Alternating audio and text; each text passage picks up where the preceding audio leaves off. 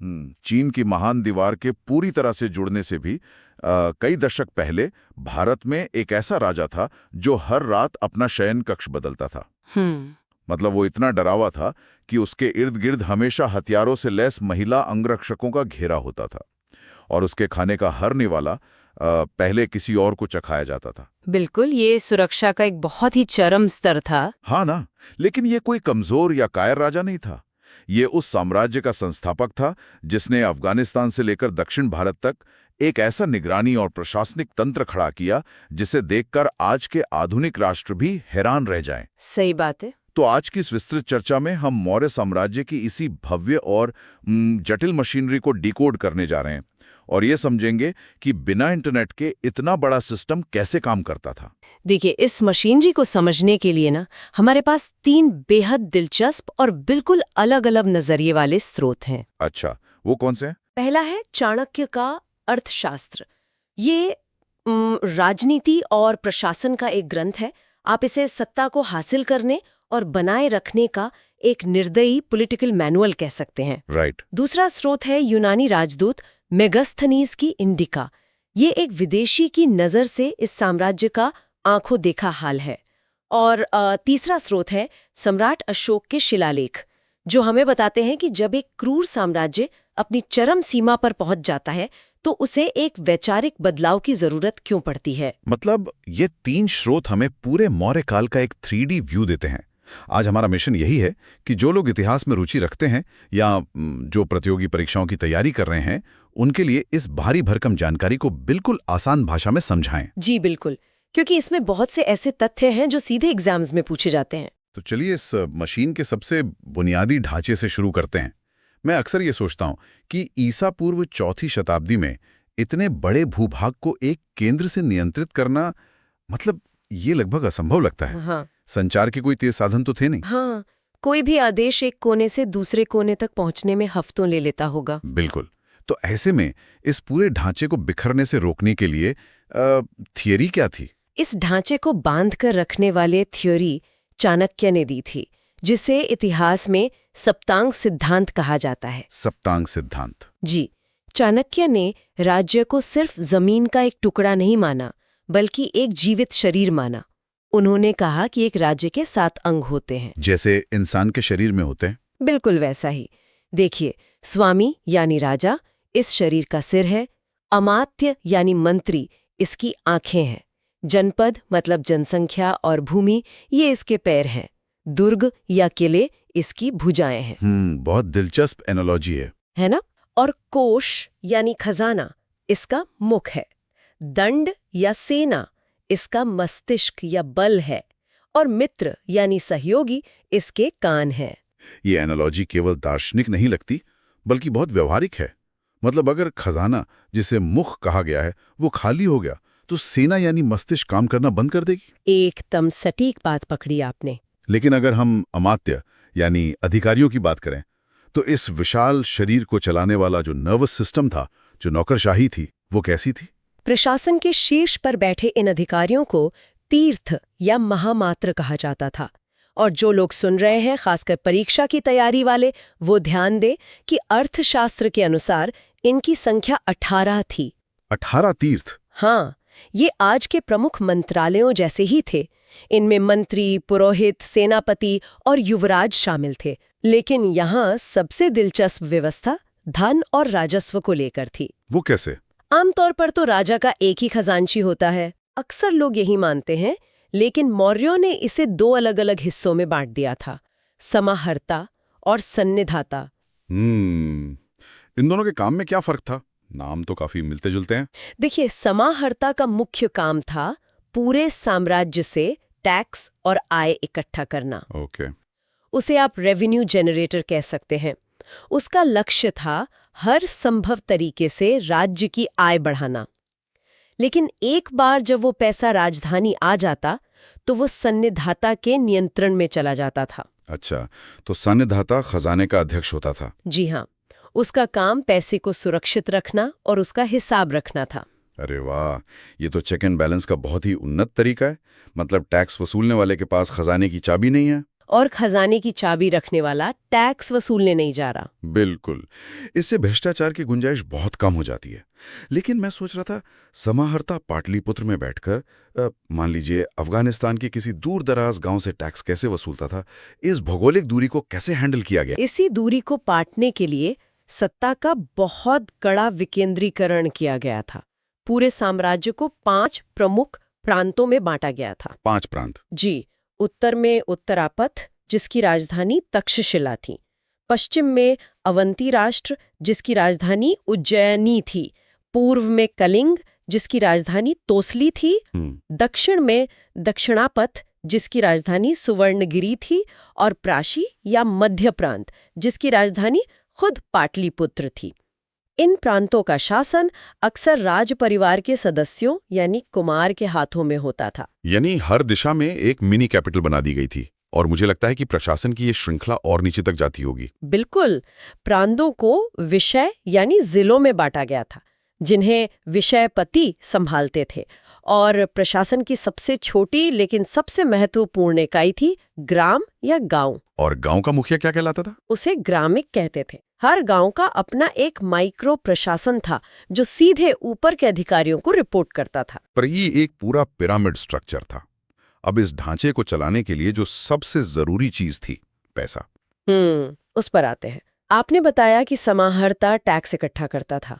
एक विशाल नौकरशाही, 5 राजधानियां और अनगिनत अधिकारियों का वेतन, ये सब चुकाने के लिए एक बहुत ही आक्रामक कर प्रणाली की जरूरत रही होगी। मौर्य काल की कर प्रणाली बेहद सख्त और विस्तृत थी। राज्य की नजर हर उस चीज पर थी जिससे पैसा बन सकता था। कोई उदाहरण? मगस्थनीज बताता है कि व्यापार पर बिक्री कर यानी सेल्स टैक्स के रूप में वस्तुओं के मूल्य का 10वां भाग वसूला जाता था। और सबसे चौंकाने वाली बात यह थी कि बिक्री कर की चोरी करने वाले को क्या कोई भारी जुर्माना था? नहीं, सीधे मृत्युदंड दिया जाता था। मृत्युदंड? ये बात कुछ तर्कसंगत नहीं लगती।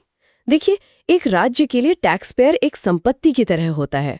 अगर आप टैक्स चोरी करने वाले को ही मार देंगे तो भविष्य में वो टैक्स कैसे देगा?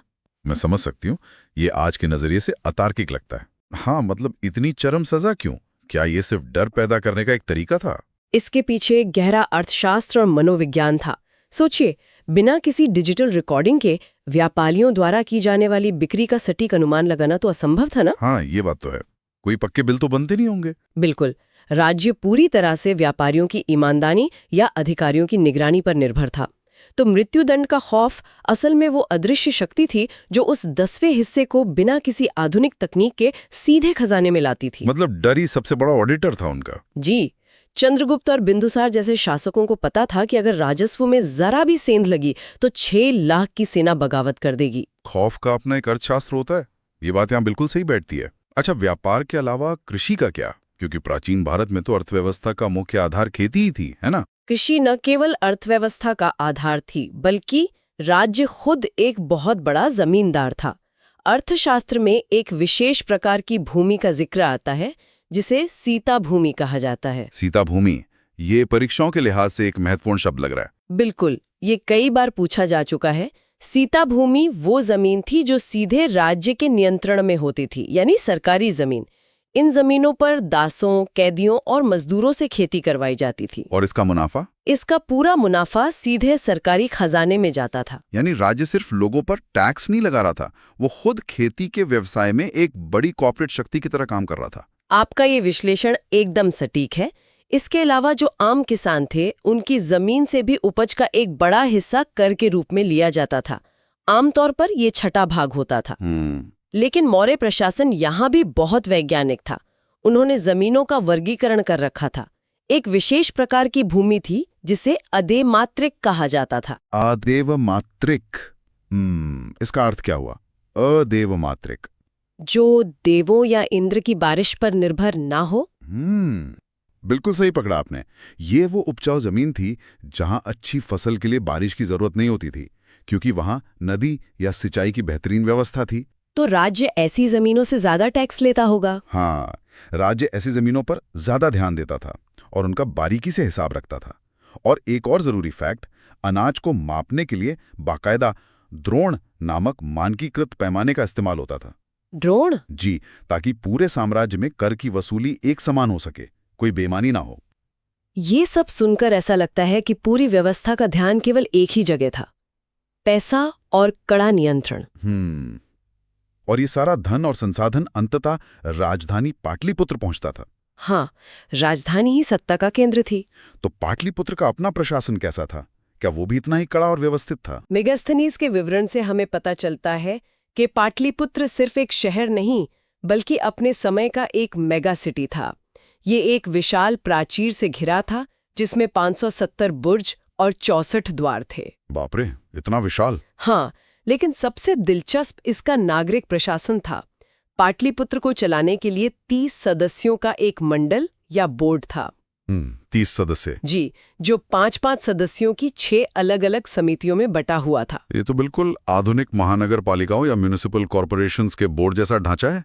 इन 6 समितियों के पास क्या जिम्मेदारियां थीं? उनके काम के बंटवारे में एक बहुत ही आधुनिक सोच झलकती है। पहली समिति उद्योग और शिल्प का निरीक्षण करती थी, ताकि कारीगरी की गुणवत्ता बनी रहे। ओके। दूसरी समिति विदेशियों की देखरेख करती थी, वो कहाँ रह रहे हैं, क्या कर रहे हैं। चौथी समिति व्यापार देखती थी। पांचवी समिति निर्मित वस्तुओं की बिक्री देखती थी। और छठी समिति? छठी समिति वही बिक्री कर वसूल करती थी, जिसके बारे में हमने अभी बात की, वो 10वें हिस्से वाला टैक्स। अच्छा, आपने तीसरी समिति छोड़ दी? हाँ, क्योंकि सबसे हैरान करने वाली ही वही तीसरी समिति थी। ऐसा क्या विशेष था इस तीसरी समिति में? इसका काम था नगर में जन्म और मृत्यु का विस्तृत रिकॉर्ड रखना। जन्म और मृत्यु का रिकॉर्ड? ईसा पूर्व 4वीं शताब्दी में? जी हाँ, जब दुनिया के ज्यादातर हिस्से कबीलाई जीवन जी रहे थे, मौर्य साम्राज्य जनसांख्यिकीय डेटा यानी डेमोग्राफिक डेटा इकट्ठा कर रहा था। बिना कंप्यूटर, बिना कागज के एक इतनी बड़ी आबादी वाले शहर में हर जन्म और मृत्यु का हिसाब रखना, यह अकल्पनीय है। लेकिन सवाल यह है कि इसकी जरूरत क्या थी? क्या ये केवल नगर नियोजन के लिए था, या इसके पीछे भी कोई सैन्य या आर्थिक मंशा थी? इसके पीछे बहुत ही गहरी आर्थिक और सैन्य मंशा थी।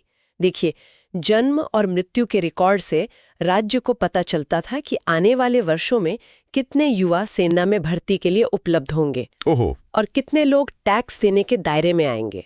ये भविष्य की प्लानिंग का सबसे मजबूत टूल था। गजब का विजन था ये। और इतनी प्लानिंग करने वाले इस पूरे तंत्र के शीर्ष पर बैठे चंद्रगुप्त मौर्य का अपना व्यक्तिगत जीवन कैसा था? हमने शुरुआत में उनकी पैरानोइया या खौफ की बात की थी। मेगास्थनीज लिखता है कि चंद्रगुप्त का जीवन कभी शांत नहीं रहा। क्यों? क्योंकि उन्होंने खुद नंदवंश का तख्ता पलट किया था, इसलिए उन्हें पता था कि सत्ता कितनी आसानी से छीनी जा सकती है।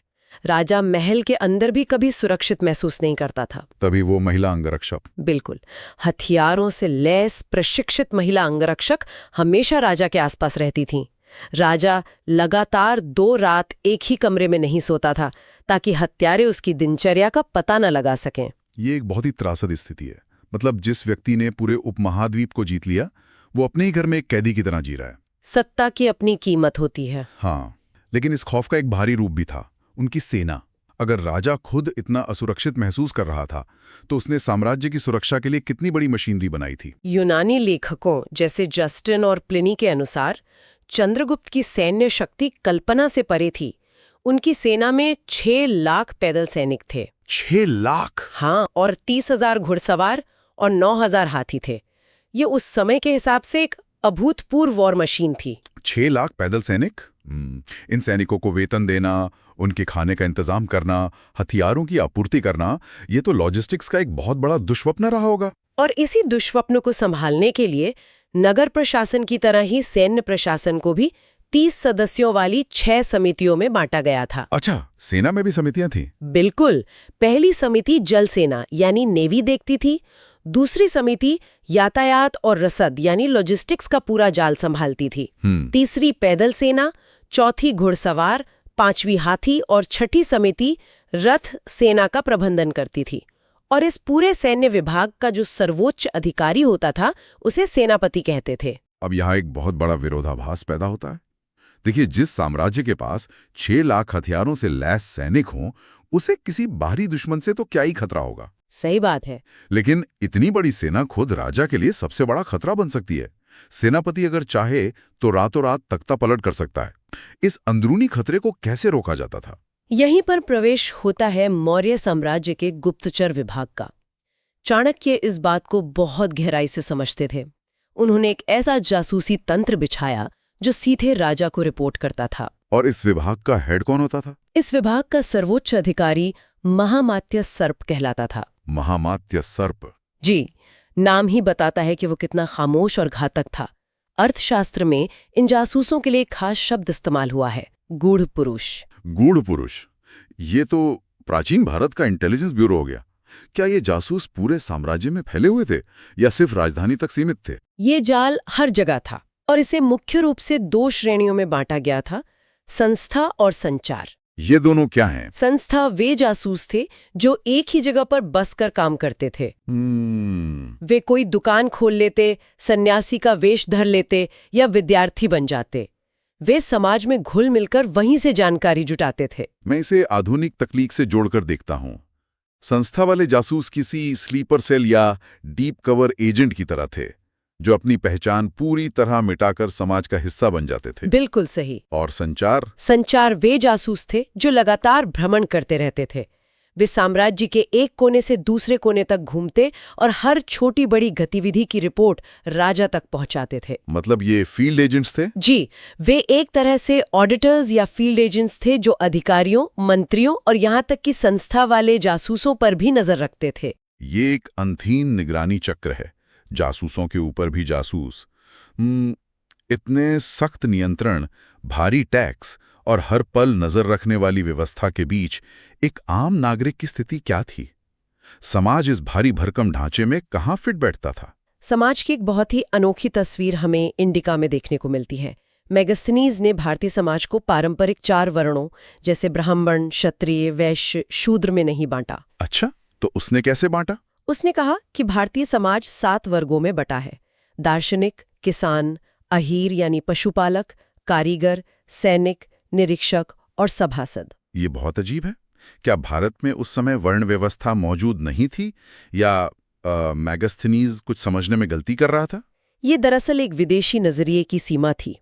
मेगास्थनीज एक यूनानी था। यूनान में समाज अक्सर पेशे या गिल्ड के आधार पर बटा होता था। राइट। जब उसने भारत में लोगों को अलग अलग काम करते देखा तो भाषा की कमी और वर्ण व्यवस्था की जटिलता को न समझ पाने के कारण उसने पेशों को ही समाज के वर्ग मान लिया। ये लॉजिकल है। कितनी विशिष्ट और सुसंगठित हो चुकी थी। और क्या राज्य आम लोगों की नैतिकता या निजी जीवन में भी दखल देता था? राज्य बहुत व्यवहारिक था। अर्थशास्त्र से पता चलता है कि राज्य ने समाज के उन हिस्सों को भी कर के दायरे में ला दिया था जिन्हें आमतौर पर मुख्य धारा से अलग रखा जाता था। उदाहरण के लिए स्वतंत्र रूप से वेश्यावृत्ति अपनाने वाली महिलाओं को रूपा जीवा कहा जाता था। रूपा जीवा? जी, राज्य उन्हें पेशे के रूप में मान्यता देता था और बाकायदा उनसे भी टैक्स वसूलता था।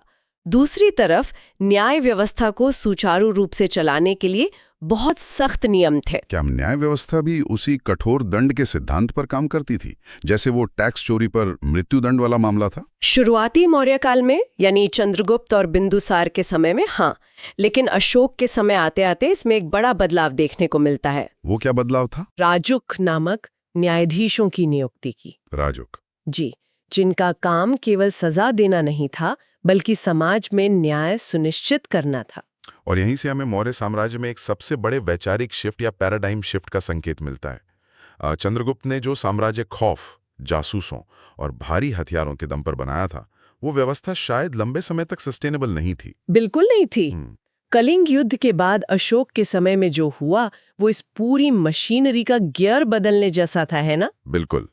कलिंग युद्ध, जिसका जिक्र अशोक के 13वें शिलालेख में आता है, वो एक टर्निंग पॉइंट था। जी, इस युद्ध के भीषण नरसंहार ने अशोक को पूरी तरह बदल दिया। उसने समझ लिया कि एक राज्य केवल हथियारों के बल पर लोगों के दिलों पर राज नहीं कर सकता। यहीं से मौर्य साम्राज्य भेरी घोष यानी युद्ध की मुनादी को छोड़कर धम्म घोष यानी शांति और नैतिकता की मुनादी की ओर मुड़ गया। ये बहुत अहम बात है। अशोक ने उस विशाल मशीनरी को तोड़ा नहीं, बल्कि उसका उद्देश्य बदल दिया।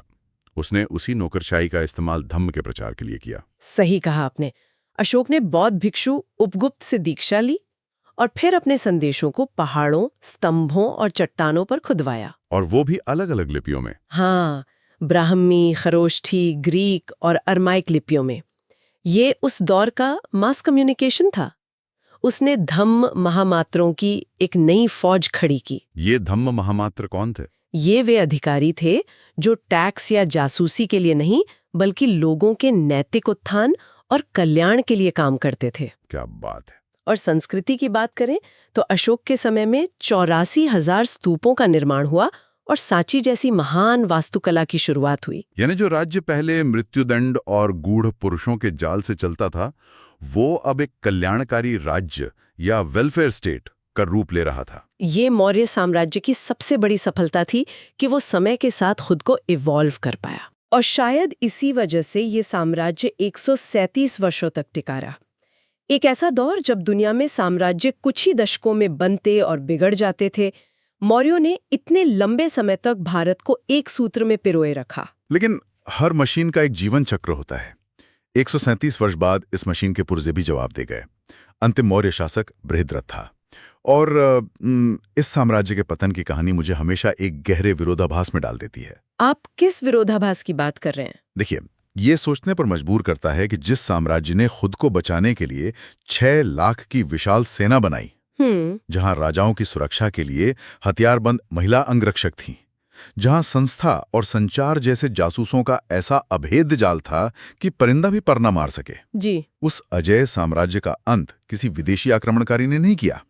185 ईसा पूर्व में उसी सेना के मुखिया सेनापति पुष्यमित्र शुंग ने अपनी ही सेना के सामने अंतिम शासक बृहद्रथ की हत्या कर दी।